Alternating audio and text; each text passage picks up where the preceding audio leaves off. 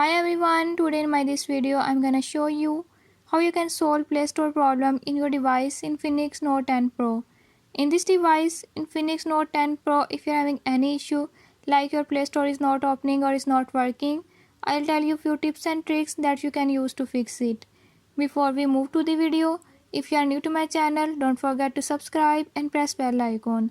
Watch complete video and learn how you can fix it.